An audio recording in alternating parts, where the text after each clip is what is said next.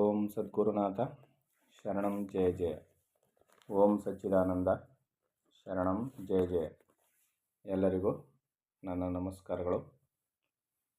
ಜ್ಞಾನೇಶ್ವರಿ ಗೀತಾಮೃತ ಶ್ರೀಕೃಷ್ಣಾರ್ಜುನರ ಸಂವಾದ ರೂಪವನ್ನು ನಾವು ನೋಡ್ತಾ ಇದ್ದೋ. ಅದರಲ್ಲಿ ಶ್ರೀಕೃಷ್ಣ ಪರಮಾತ್ಮನ ಅನೇಕ ವಿಚಾರಗಳನ್ನ ಅರ್ಜುನನಿಗೆ ತಿಳಿಸ್ಕೊಡ್ತಾ ಇರಬೇಕಾದ್ರೆ ಕೀರ್ತಿ, ಲಕ್ಷ್ಮಿ, ವಾಣಿ, ಸ್ಮೃತಿ, ಮೇಧ, ಧೃತಿ ಮತ್ತು ಕ್ಷಮೆ ಎಂದು ಸ್ತ್ರೀ ಸಮೂಹದಲ್ಲಿ 7 ಶಕ್ತಿ ರೂಪದಿಂದ ನಾನಿರುವೆನು, ಇವುಗಳನ್ನ ಸ್ತ್ರೀ ಸಮೂಹಕ್ಕೆ ಸೇರಿಸಿದರು.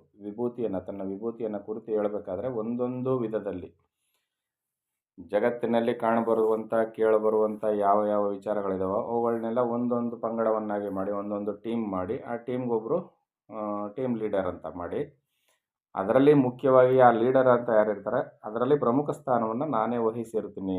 ಮಿಕ್ಕದ್ರಲ್ಲೆಲ್ಲ ನಾನು ಇರೋದಿಲ್ವ ಅಂದರೆ ಇರ್ತೀನಿ, ಅಲ್ಲೂ ಕೂಡ ನಾನು ಇರ್ತೀನಿ, ಆದರೆ ಪ್ರಧಾನವಾಗಿ ನಾನು ಅಲ್ಲಿ ಗುರುತಿಸ್ಕೊಳ್ತೀನಿ ಅಂತ ಇಲ್ಲಿ ಸಸ್ಯ ಸಮೂಹಗಳಲ್ಲಿ, ದೇವತೆಗಳಲ್ಲಿ, ಯಕ್ಷರಲ್ಲಿ, ಗಂಧರ್ವ, ಕಿನ್ನರರಲ್ಲಿ, ಮತ್ತು ತ್ರಿಮೂರ್ತಿಗಳಲ್ಲಿ ಈ ಥರ ಒಂದೊಂದು ವಿಭಾಗವನ್ನು ಮಾಡಿ ಜಡ ವಸ್ತುಗಳಾದಂಥ ಕಲ್ಲು ಬಂಡೆಗಳು, ಪರ್ವತಗಳು ಇವುಗಳಲ್ಲೆಲ್ಲ ಅಲ್ಲಿ ನಾನು ಹೇಗಿದ್ದೀನಿ, ಜಲಚರಗಳಲ್ಲಿ ಹೇಗಿದ್ದೀನಿ ಅನ್ನೋದನ್ನೆಲ್ಲ ವಿವರಣೆಯನ್ನು ಕೊಡ್ತಾ ಬಂದು ಪರಮಾತ್ಮ ಇಲ್ಲಿ ಎಲ್ಲದರಲ್ಲಿಯೂ ಕೂಡ ನಾನಿದ್ದೀನಿ ಅನ್ನುವುದನ್ನು ಸಾಬೀತುಪಡಿಸ್ತಾ ಇದ್ದಾನೆ. ಯಾಕಂದರೆ ಒಂದೊಂದು ಟೀಮ್ನಲ್ಲಿ, ಒಂದೊಂದು ಗುಂಪಿನಲ್ಲಿ ಒಬ್ಬೊಬ್ಬ ನಾಯಕನನ್ನು ತಿಳ್ಕೊಂಡ್ರೆ ಆ ಗುಂಪಿನಲ್ಲಿರ್ತಕ್ಕಂಥ ಮಿಕ್ಕವರ ಪರಿಚಯವೂ ಕೂಡ ಹೇಗಾಗುತ್ತೋ ಹಾಗೆ ಜಗತ್ತಿನಲ್ಲಿ ಪ್ರಧಾನವಾದ ವಿಭೂತಿಗಳನ್ನ ತಿಳ್ಕೊಂಡ್ರೆ ಪರಮಾತ್ಮನ ಒಟ್ಟಾರೆ ವಿಭೂತಿಯನ್ನು ನಾವು ಸಾಧ್ಯ ಆದಷ್ಟು ತಿಳಿಲಿಕ್ಕೆ ಸಾಧ್ಯ ಅನ್ನುವುದನ್ನು ತಿಳಿಸ್ಲಿಕ್ಕೋಸ್ಕರ ಅರ್ಜುನನನ್ನು ಮುಂದೆ ಮಾಡಿಕೊಂಡು ನಮ್ಮೆಲ್ಲರಿಗೂ ಕೂಡ ಇಲ್ಲಿ ಪರಮಾತ್ಮ ಏನು ಮಾಡ್ತಾ ಇದ್ದಾನೆ, ಸರಳವಾಗಿ ತನ್ನ ವಿಭೂತಿಯನ್ನು, ತನ್ನ ಇರುವಿಕೆ ಎಲ್ಲೆಲ್ಲಿದೆ ಜಗತ್ತಿನಾದ್ಯಂತ ತಾನು ತುಂಬಿರುವ ಸತ್ಯವನ್ನು ಸಾಬೀತುಪಡಿಸ್ತಾ ಇದ್ದಾನೆ. ಈಗ 7 ಸ್ತ್ರೀ ಸಮೂಹಗಳಾಯಿತು. ಮುಂದುವರೆದು ಕೃಷ್ಣ ಹೇಳ್ತಾನೆ, ಅನಂತರ ಲಕ್ಷ್ಮೀಪತಿಯಾದ ಶ್ರೀಕೃಷ್ಣನು ಹೀಗೆಂದನು, ನಾನು ಸಾಮವೇದದಲ್ಲಿ ಬ್ರಹ್ಮತ್ಸಾಮವಾಗಿಯೂ ಛಂದಸ್ಸುಗಳಲ್ಲಿ ಗಾಯತ್ರಿಯಾಗಿಯೂ ಇರುವೆನು. ಸಾಮವೇದಗಳಲ್ಲಿ ಬೃಹತ್ ಸಾಮನಾಗಿಯೂ ಮತ್ತು ಛಂದಸ್ಸುಗಳಲ್ಲಿ ಗಾಯತ್ರಿಯಾಗಿಯೂ, ಗಾಯತ್ರಿ ಮಂತ್ರದಲ್ಲಿ ಹೇಳಲ್ಪಟ್ಟಿರುವಂತೆ ನಾನು ಗಾಯತ್ರಿಯಾಗಿಯೂ ಇರುವೆನು. ಹೇ ಅರ್ಜುನ, ವಂಚನೆಯಿಂದ ಕೂಡಿರುವ ಕೆಲಸಗಳಲ್ಲೆಲ್ಲ ತನ್ಮಯತೆಯನ್ನು ಉಂಟು ಮಾಡುವ ದ್ಯೂತ ಕರ್ಮವು ನಾನೇ. ಇಲ್ಲೇನು ಹೇಳ್ತಾ ಇದರಲ್ಲಿ, ವಂಚನೆಯಿಂದ ಕೂಡಿರುವ ಕೆಲಸಗಳಲ್ಲೆಲ್ಲ ತನ್ಮಯತೆಯನ್ನು ಉಂಟು ಮಾಡುವ ದ್ಯೂತ ಕರ್ಮವು ನಾನೇ. ದ್ಯೂತವನ್ನು ಆಡ್ತಾರಲ್ಲ, ಜೂಜಾಡ್ತಾರಲ್ಲ, ಆ ಜೂಜಿನ ಕರ್ಮವೂ ಕೂಡ ನಾನೇ ಆಗಿದ್ದೀನಿ. ಮತ್ತಿನ್ನೇನು ಪರಮಾತ್ಮನೇ ಜೂಜಿನ ಕರ್ಮವೂ ಆಗಿದ್ದಾನಲ್ಲ, ಆಡ್ಬೋದಲ್ಲ ಅಂದ್ರೆ ಅಲ್ಲ, ಅದನ್ನೇ ಮುಂಚೂಣಿಯಲ್ಲಿ ಏನು ಹೇಳ್ತಾ ಇದ್ದಾರೆ, ವಂಚನೆಯಿಂದ ಕೂಡಿರುವಂಥದ್ದು.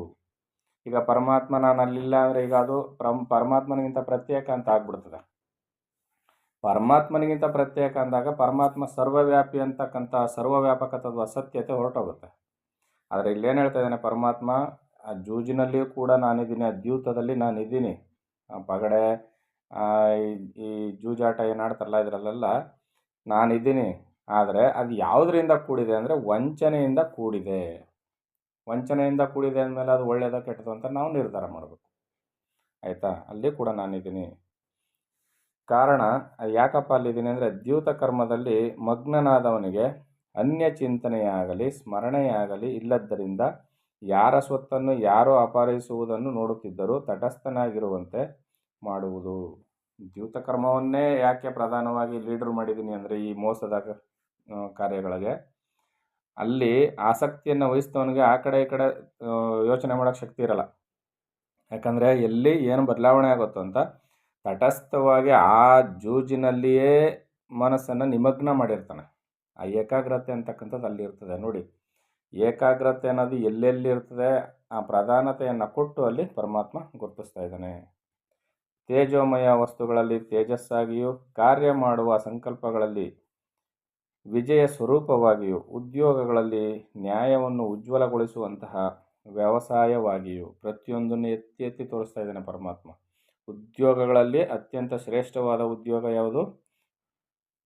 ನ್ಯಾಯವನ್ನು ಉಜ್ವಲಗೊಳಿಸುವಂತಹ ವ್ಯವಸಾಯವಾಗಿಯೂ.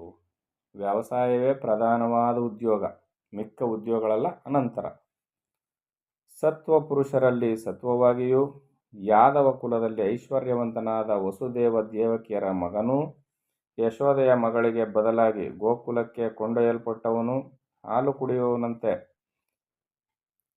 ಅದರ ಸಂಗಡ ಪೂತನಿಯ ಪ್ರಾಣವನ್ನು ಹರಣ ಮಾಡಿದವನು, ಬಾಲ್ಯದಲ್ಲಿಯೇ ಸೃಷ್ಟಿಯಲ್ಲಿದ್ದ ದೈತ್ಯರನ್ನೆಲ್ಲ ನಾಶ ಮಾಡಿದವನು, ಗೋವರ್ಧನ ಪರ್ವತವನ್ನು ರಕ್ಷಿಸಿದವನು, ಯಮುನೆಯ ಮಡುವಿನಲ್ಲಿದ್ದ ಕಾಳಿಂಗ ಸರ್ಪವನ್ನು ಕೊಂದವನು, ಸುಡುತ್ತಿದ್ದ ಗೋಕುಲವನ್ನು ರಕ್ಷಿಸಿದವನು, ಗೋಪಾಲಕರ ಸಮೇತ ಗೋವುಗಳನ್ನೆಲ್ಲ ಹರಣ ಮಾಡಿದಾಗ ಬ್ರಹ್ಮನನ್ನು ತನ್ನ ಮಾಯೆಯಿಂದ ಹುಚ್ಚಾಗುವಂತೆ ಮಾಡಿದವನು, ಬಾಲ್ಯ ಸಮಯದಲ್ಲಿಯೇ ಕಂಸನಂತಹ ದೊಡ್ಡ ದುಷ್ಟರನ್ನು ಮಣ್ಣು ಮಾಡಿದವನು, ಮತ್ತು ಯಾವನ ಪರಾಕ್ರಮವನ್ನು ಕೇಳಿದ್ದಲ್ಲದೆ ಕಣ್ಣಾರ ನೋಡಿರುವೆಯೋ ಅಂತಹ ಶ್ರೀಕೃಷ್ಣನು ಯಾದವರಲ್ಲೆಲ್ಲ ನನ್ನ ಪ್ರಧಾನ ವಿಭೂತಿಯು. ಕೃಷ್ಣ ಏನು ಹೇಳ್ತಾ ಇದ್ದಾನೆ? ನಾನೇ ಪ್ರಧಾನ ವಿಭೂತಿ ಅಂತ ಹೇಳ್ತಾ ಇಲ್ಲ. ಕೃಷ್ಣನನ್ನು ಹೊರತುಪಡಿಸಿ ಮಾತಾಡ್ತಾ ಇರುವ ಮಾತಿದು, ಪರಮಾತ್ಮನ ದೆಸೆಯಲ್ಲಿ ಮಾತಾಡ್ತಾ ಇರೋದು. ಯಾದವ ಕುಲದಲ್ಲಿ ಈಗೇನು ರಣರಂಗದಲ್ಲಿ ನಿನಗೆ ಉಪದೇಶ ಮಾಡ್ತಾ ಇದ್ದಾನಲ್ಲ, ಆ ಕೃಷ್ಣನ ಶರೀರಧಾರಿಯಾಗಿ ಆ ಕೃಷ್ಣನು ನಾನೇ. ಮತ್ತು ಈಗ ಕೃಷ್ಣನ ಬಾಲಲೀಲೆಗಳನ್ನೆಲ್ಲ ವಿವರಣೆ ಮಾಡಿ ಹೇಳಿದ್ರು. ಈಗ ಒಂದೊಂದು ಕಥೆಯನ್ನು ಹೇಳ್ಬೇಕಂದ್ರೆ ಈಗ ನಾವು ಭಾಗವತವನ್ನೇ ಹೇಳ್ದಂತಾಗುತ್ತೆ. ಅದರಿಂದ ಇಲ್ಲಿ ಚುಟುಕವಾಗಿ ಮಾಡಿ ಎಲ್ಲವನ್ನು ಹೇಳಿ, ಆ ಕೃಷ್ಣನೂ ಕೂಡ ನಾನೇ, ಪ್ರಧಾನ ವಿಭೂತಿಯಾದ ಕೃಷ್ಣನೂ ನಾನೇ, ದ್ಯೂತದಲ್ಲಿ ಜೂಜಾಟದಲ್ಲಿ ಅದು ನಾನೇ ಅಂತ ಇಲ್ಲಿ ಹೇಳ್ತಾ ಬಂದ. ಮತ್ತು ಚಂದ್ರವಂಶದಲ್ಲಿ ಜನಿಸಿದ ಪಾಂಡುಪುತ್ರರಲ್ಲಿ ಅರ್ಜುನನು ನಾನೇ. ಅರ್ಜುನ, ನೀನೇನು ಕೇಳ್ತಾ ಇದೆಯಲ್ಲ, ಅದು ನಾನೇ ಆಗಿದ್ದೀನಿ. ಆತನಿಗೂ ನನಗೂ ಯಾವ ಭೇದವೂ ಇಲ್ಲ, ವಿರೋಧ ಭಾವವೂ ಬರುವುದಿಲ್ಲ. ನೀನು ಸನ್ಯಾಸ ವೇಷದಿಂದ ನನ್ನ ತಂಗಿಯಾದ ಸುಭದ್ರೆಯನ್ನು ಎತ್ತಿಕೊಂಡು ಹೋದಾಗ ನಿನ್ನ ವಿಷಯದಲ್ಲಿ ನಾನು ಕೂಡ ದುರ್ಭಾವನೆಯನ್ನು ಮಾಡಲಿಲ್ಲ. ಯಾಕೆಂದರೆ ನಾವಿಬ್ಬರೂ ಒಂದೇ ಸ್ವರೂಪವು. ಹೀಗೆಯೇ ಮುನಿಗಳಲ್ಲಿ ವ್ಯಾಸನಾಗಿಯೂ ಕವಿವರರಲ್ಲಿ ಶುಕ್ರನಾಗಿಯೂ ನಾನಿರುವೆನೆಂದು ಶ್ರೀಕೃಷ್ಣನು ಹೇಳಿದನು. ಪ್ರಧಾನ ವಿಭೂತಿಗಳನ್ನೆಲ್ಲ ಇಲ್ಲಿ ತೋರಿಸ್ಕೊಡ್ತಾ ಇದ್ದಾನೆ ಪರಮಾತ್ಮ. ಪಿಪೀಲಿಕಾದಿ ಬ್ರಹ್ಮ ಪರ್ಯಂತವುಳ್ಳ ಸರ್ವವನ್ನು ಶಿಕ್ಷಿಸುವ ದಂಡನಾಗಿಯೂ, ಒಳ್ಳೆಯದನ್ನು ಕೆಟ್ಟದನ್ನು ಧರ್ಮಾಧರ್ಮಗಳ ಸ್ವರೂಪವನ್ನು ನಿರ್ಣಯಿಸುವ ನೀತಿಶಾಸ್ತ್ರವಾಗಿಯೂ, ರಹಸ್ಯಗಳಲ್ಲೆಲ್ಲ ನಾನು ಮೌನವಾಗಿಯೂ ಇರುವೆನು. ರಹಸ್ಯಗಳಲ್ಲೆಲ್ಲ ಏನಾಗಿದ್ದೀನಿ? ನಾನು ಮೌನವಾಗಿದ್ದೀನಿ. ಯಾಕಂದರೆ ಮೌನಕ್ಕೆ ಅಷ್ಟು ಬೆಲೆ ಇದೆ. ಅದರಿಂದ ಅಲ್ಲಿ ರಹಸ್ಯಗಳು ಅಂದರೆ ಏನಿಲ್ಲಿ? ಮೌನ. ಏಕೆಂದರೆ ಮೌನಿಗಳನ್ನು ಬ್ರಹ್ಮನು ಸಹ ಏನೂ ಮಾಡಲಾರನು.